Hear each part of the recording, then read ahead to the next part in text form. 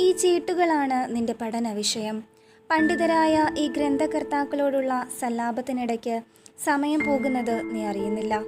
പ്രഭുവംശജനായ ലിഗൂരി തൻ്റെ മകൻ അൽഫോൺസിനോട് പറഞ്ഞ വാക്കുകളാണിവ.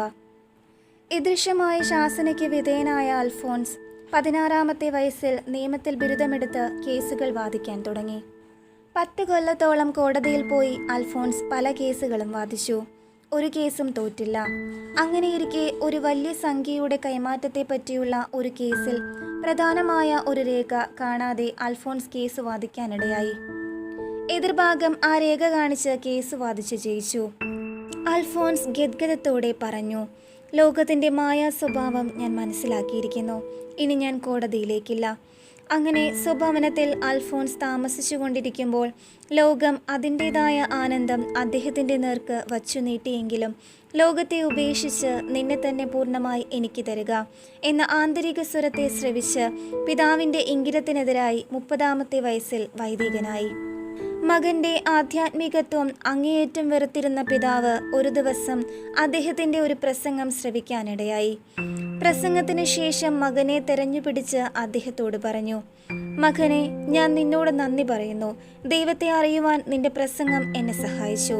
ഇത്ര പരിശുദ്ധവും ദൈവത്തിന് സംപ്രീതവുമായ ഒരന്തസ്സ് നീ സ്വീകരിച്ചതിൽ ഞാൻ അനുഗ്രഹീതനും നിന്നോട് കൃതജ്ഞനുമാണ്. 1731 അൽഫോൺസ് രക്ഷകന്റെ സഭ സ്ഥാപിച്ചു.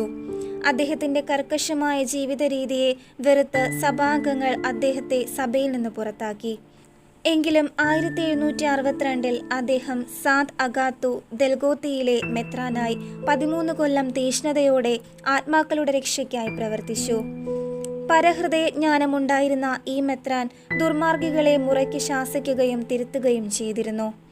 ഭാരിച്ച ജോലികളുടെ ഇടയ്ക്ക് വലുതും ചെറുതുമായ 111 പുസ്തകങ്ങൾ എഴുതി സഭയെ അനുഗ്രഹിച്ചു.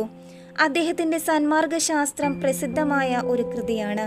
മരിയൻ മഹത്വങ്ങൾ എന്ന ഗ്രന്ഥം പോലെ വേറൊരു ഗ്രന്ഥം ദൈവമാതാവിനെ പറ്റി ആരും എഴുതിയിട്ടില്ല. വിശുദ്ധ കുർബാനയുടെ സന്ദർശനങ്ങൾ എന്ന ഗ്രന്ഥത്തിന് അദ്ദേഹത്തിൻ്റെ ജീവിതത്തിൽ തന്നെ 41 പതിപ്പുകളുണ്ടായി. ഒരു നിമിഷം പോലും വൃഥാ ചെലവഴിക്കുകയില്ലെന്ന് അദ്ദേഹം ഒരു വ്രതമെടുത്തിരുന്നു. തലവേദനയുള്ളപ്പോൾ തണുത്ത ഒരു മാർബിൾ കഷ്ണം നെറ്റിയിൽ താങ്ങിപ്പിടിച്ച് വായനയും എഴുത്തും തുടർന്നിരുന്നു. പ്രശസ്തിയോടൊപ്പം വളരെയേറെ കഷ്ടതകളും അനുഭവിച്ച് 91-ാമത്തെ വയസ്സിൽ അദ്ദേഹം നിര്യാതനായി.